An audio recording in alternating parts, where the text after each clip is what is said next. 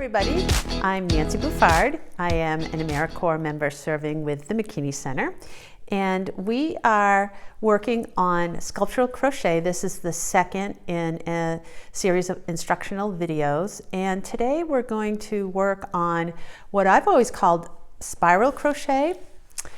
When I Googled spiral crochet, I got a flower that looks like this.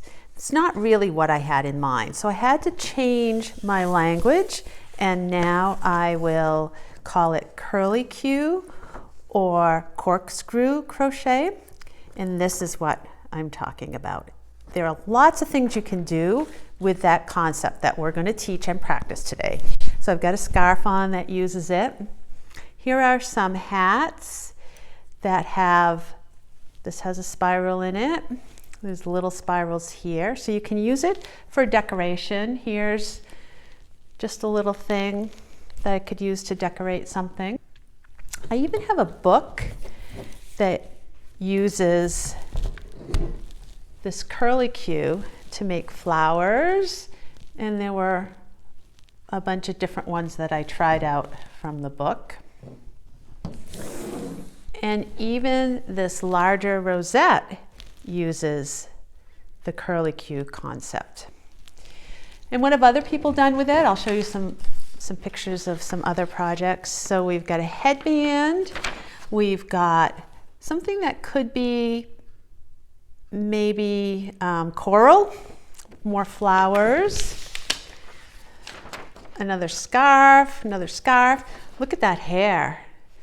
Here's a scarf where just the fringe uses curlicue. And of course, unicorn hair, very important. So there's a basic concept here for this curlicue, and what it is using a chain in which you put multiple stitches, and depending on how many stitches you put in and the weight of your needle and your yarn, you're going to get different results. And I have some samples here to show you what I mean by different results. So my chain here was only 10, and it ends up being quite short. I put 5 single crochets in each. This is a chain of 30 with single crochets, 5 each. This is that same 30 with single crochet with 3 in each, and you can see it's springier. And then I tried the same thing with double crochet. So this is a chain of 30 with 5 double crochets in each stitch, and with 3 double crochets in each stitch. So that's how things could vary depending on how you execute this.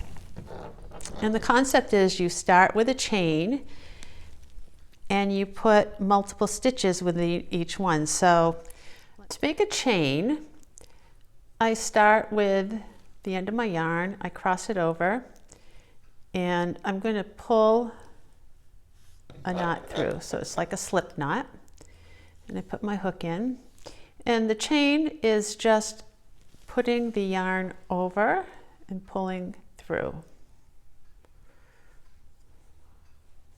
And this makes a chain.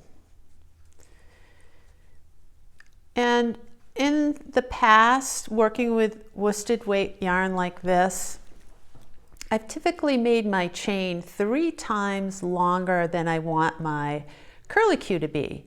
And that's when I put the 5 single crochets in. So when I'm adding back to make the curlicue, I skip that first loop that's holding the loop that's on my hook, and I come back in, put the yarn through, and I put a single crochet in here. And I'm going to do that 4 more times so that I have 5 single crochets in that stitch. 2, 3, 4, 5. And then I move to the next chain loop.